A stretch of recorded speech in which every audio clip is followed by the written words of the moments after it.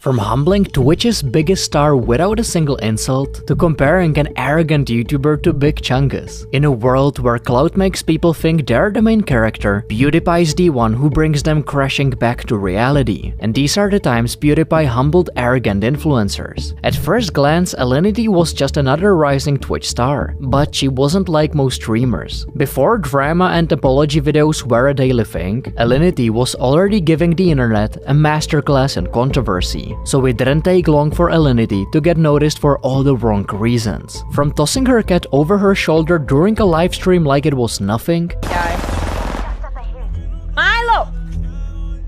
to even banning herself from Twitch after a wardrobe malfunction, since Twitch just looked the other way. Alinity did things on Twitch which would have gotten any other creator permanently banned from the platform. And when she got away with everything, Alinity started to think that the rules didn't apply to her. But that bubble was about to burst real soon. Because when PewDiePie came across Alinity's stream on one of his eye-tracking videos, he made a joke which just didn't sit right with her. This is so annoying. Stupid Twitch thoughts. I just feel like they win over me, okay? And they're not gonna win over me. Stupid Twitch thoughts. No. Seriously? He just said that? But Alinity didn't just stop there, and she threatened to copy strike PewDiePie's video. I'm gonna copy strike this guy, just for that word. Yo! Can we copy strike PewDiePie's latest video? Like right now? He called us Twitch thoughts.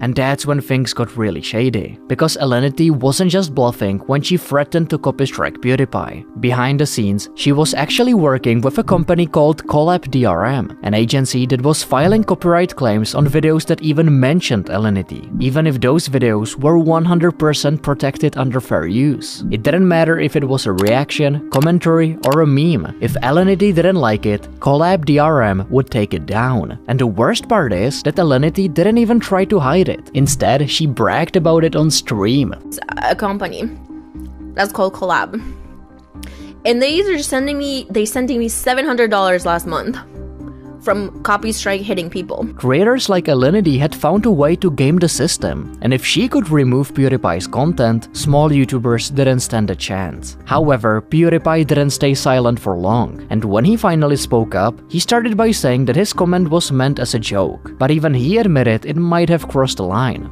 I definitely didn't mean it in a negative way. It's just a joking word. But I do want to apologize to Alinity. And be clear, it was never meant to hurt or upset anyone. But then he turned the focus back on Alinity and her entitlement. And that's when things really escalated. I know you don't portray yourself to be the smartest person, but I know you're not that dumb that you're not aware of what you're doing. Showing your underwear on stream, that's our fault, right? And then clicking on full screen right after. Bending over with your butt on camera, that's our fault, right? You're just looking at your butt hair. PewDiePie explained how abusing copy strike laws wasn't just shady, it was also illegal. You can get in serious trouble in legal court for abusing copyright laws. But he didn't just stop there and called out Alinity for committing marriage fraud. She very publicly admits to committing marriage fraud, that she moved to Colombia and married this guy just so she could move to Canada. You don't make any money, you work a lot. So I was like, no, hell no. So I married a Canadian, and I came to Canada. And then I divorced him. And to give the final blow, PewDiePie exposed how Alinity has been getting special treatment from Twitch. She then very publicly admits that she's been getting special favors from Twitch. But that's our fault. Just watch. Imagine you guys, you stream for 5 years, full time. I've gotten drunk, I've fallen, my butt has shown, you know, and Twitch has been behind my back the whole time. Like, hey, it's okay, you know, just delete the clips, you know, we're cool. I've been good with Twitch. I've never even had a 24-hour suspension. I've never had a suspension on Twitch. Maybe this is the problem. She's never actually been forced to be held accountable for her action. Twitch has, like she says, be giving her favors. PewDiePie made it clear he wasn't going to let entitled creators walk all over him. He exposed how Twitch handed out bans like candy to some creators, while Alinity got to just delete the VOD and move on like nothing happened. Alinity did try to come back at PewDiePie, claiming he was being sexist and setting a bad example for his young fans. I take issue with someone like Felix degrading and minimizing women to what is largely a very young audience. Your audience is 12-year-olds hoping to see some cleavage. Are you kidding me? How delusional do you have to be to project this sort of statement? But by then, the damage was done, and when no one took her side, she quickly deleted the post. PewDiePie had already humbled her, publicly and permanently. You'd think after all this whole mess, no one else would ever hit the copy strike button again, but apparently Pokimane didn't get the memo. Emon Ennis, better known as Pokimane, wasn't just another influencer. By 2018, she was the face of Twitch. Get it off! Get it off! Gross! With a bubbly personality and a kind reputation, Pokimane seemed almost immune to online backlash. But that public image didn't tell the full story. Behind the scenes, Pokimane had started showing signs of someone who didn't handle criticism well. Whether it was complaining to sponsors of creators who call her out online, to calling her own fans out when they complained about the price of her cookie. I know math is hard when you're an idiot, but if you're a broke boy, just say so. Pokimane's arrogance was rising with every stream, and then came the copyright strikes. Pokimane began filing copyright claims on videos that featured her, even when it was just screenshots or short clips. And in one stream, she said it out loud almost proudly. "Well, I'm so sorry that it takes you a lot of time to steal other people's content. I'll be taking down some of your videos." That line hit the internet like a punch in the face, because the irony was impossible to ignore. Pokimane's own streams mostly involved her reacting to other people's content while chatting with her viewers. So when she copy-striked YouTuber Boblax's video, which was a simple recap of her feud with Keemstar, the internet wasn't just surprised, it was pissed. Boblax's video wasn't some hit piece, it was just a timeline of the fight with public tweets and archived clips. Yet, Pokimane took it down. Suddenly, the sweet Twitch star looked less like a creator protecting content and more like a control freak desperate to dodge bad publicity. And that's when PewDiePie stepped in. In his video titled "Stop Doing This," PewDiePie mentioned Pokimane by name, and while he said he understood her reasons, he wasn't about to give her a free pass. So basically this Twitter drama became an even bigger drama thanks to the YouTube algorithm. So in a way, I can understand why you want to take down this video, because this selected thing blows up and becomes even bigger. Without any yelling or insults, PewDiePie explained why abusing copyright tools was a dangerous precedent. It's that you're just drawing more attention to it. It's the Streisand effect every single time. The more you try and hide something, the more people are gonna find out about it. PewDiePie also pointed out how it's pretty hypocritical to copy strike others when your own content is built on reacting to theirs. All these people that I brought up today have examples of using other people's content for their own content. They could all get copyright striked just the same way they copyright strike other people or claim their videos. And he was right. The moment Pokimane tried to silence the internet, more people started speaking up. As more and more people watched the videos, Pokimane's wholesome persona image started to fall apart. But right when the backlash peaked, Pokimane did what most creators never do. She actually listened. PewDiePie actually hit the nail right on the head. So in a way, I can understand why you want to take down this video. But again, PewDiePie was in the right by saying, but the problem here is that you're just drawing more attention to it. Trying to hide all that drama only ended up bringing more attention to it. Again, in the moment, I was just doing that because I thought it was something that would calm down all the drama. She responded publicly and admitted that she was in the wrong. And instead of doubling down, she stepped back and apologized. Although I was legally within my right to take down the video, morally and as a content creator, it wasn't something that I should have done because, I mean, at the end of the day, those were tweets that me and Keem made publicly and videos that we made publicly.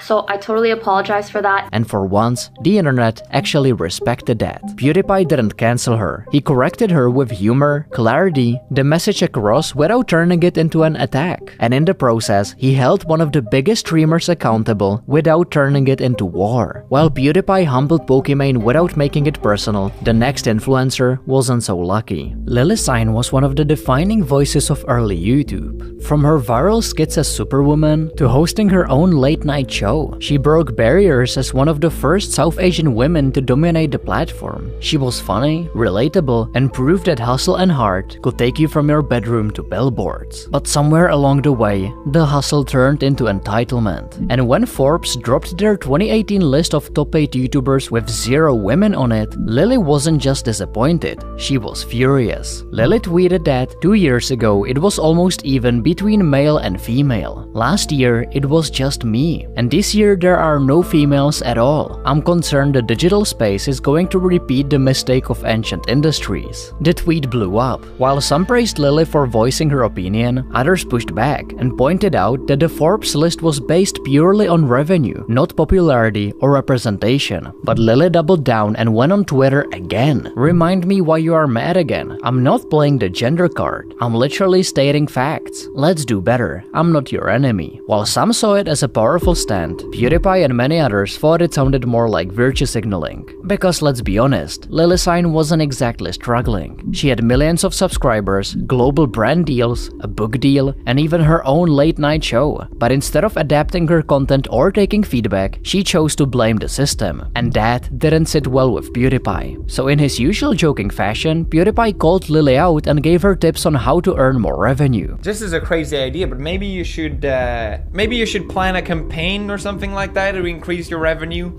Something about mental health, and then just come back and sell a bunch of merch afterwards. That would be a great idea. Maybe that will help you earn more revenue. Hey guys, I work too much. I need a break. Buy my hustle merch! But PewDiePie didn't just stop there. He made sure to let Lily know that gender has nothing to do with YouTube revenue. You don't get paid more or less based on your gender.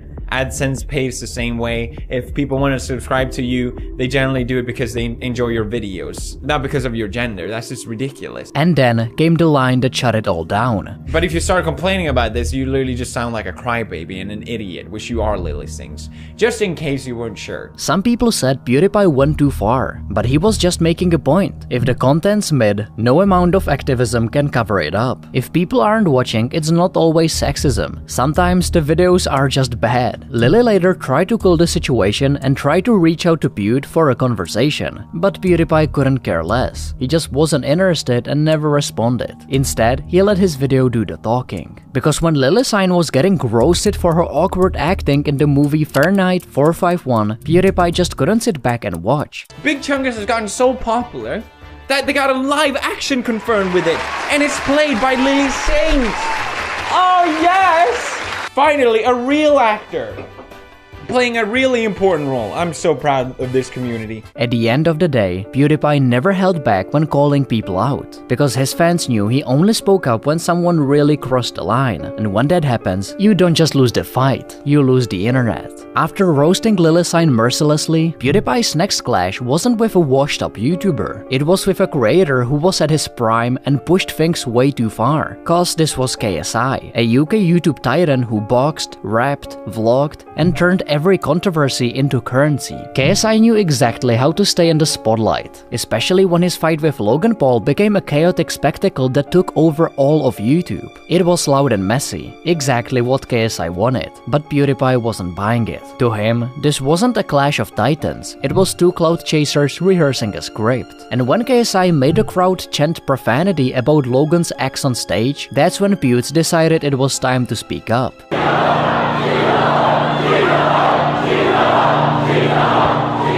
Now, KSI, he is a scumbag. You're both scumbags. KSI has made same comments about my future wife, Marzia. And I never respond to it because it's just cringy. But KSI saw this as an opportunity to get even more clout. I'm sure you heard what he said about you guys being scumbags and accused you of both being in just for the money.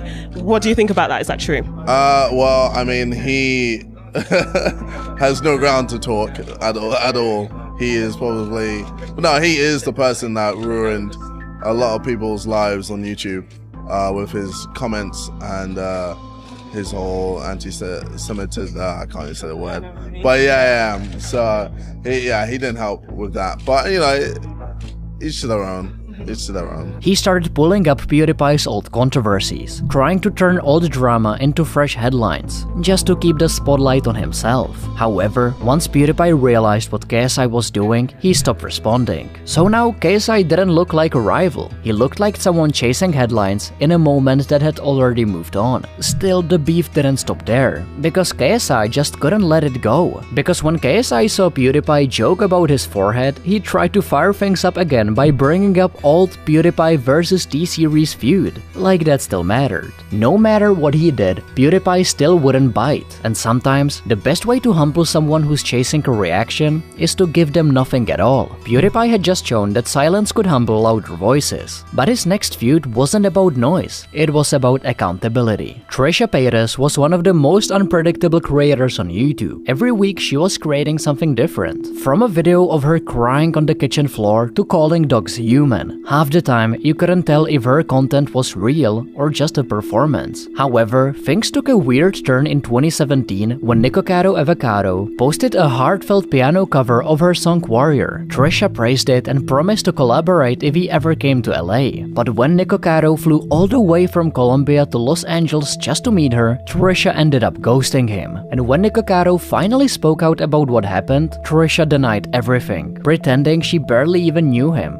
I was never going to. I wasn't gonna like collab, you know what I mean? Like, I don't know where that came from. Soon enough, Trisha started going on interviews, gloating that she wasn't even sorry about the situation. Well, I feel like so many people, him and a lot of your fans, want to hear an apology. But I'm not sorry. And that's when PewDiePie had enough, and he dedicated an entire episode of his cringe First Day series to Trisha. Liar, manipulator, playing victim, aggressive, abusive. PewDiePie came to Nicocado's defense and publicly called Trisha out, not just for ghosting him, but for the way she tried to rewrite the story. I'll have you know that Trisha invited him to collab. He flew all the way from Colombia, and she just ghosted him. Cancel Trisha Paytas right now. But he didn't just stop there. So, now that we know that she's not a good person, it's okay to make fun of her! Yay! PewDiePie even called out what everyone else was thinking, that Trisha was acting dumb on purpose just to get more views. I feel like she does play into the dumb blonde role, like she purposely try and make her stupid. Dogs are mammals, right? Yeah, dogs are mammals. They're humans. Or no, they're not human. They're part of the animal kingdom that God created. I love you, Jesus. That is an amazing sentence. And to put the final nail in the coffin, PewDiePie did mention some things he liked about Trisha. And no, it's not what you're expecting. She does have some likable qualities though, like she's PewDiePie's response wasn't loud or dramatic, because it didn't need to be. With just one video, he managed to expose Trisha and say what everyone else had been thinking but never dared to say out loud. And to this day, PewDiePie lives in Trisha's head rent-free. Like, PewDiePie, fuck all the way off. You're disgusting, your humor sucks, and you should stick to playing video games.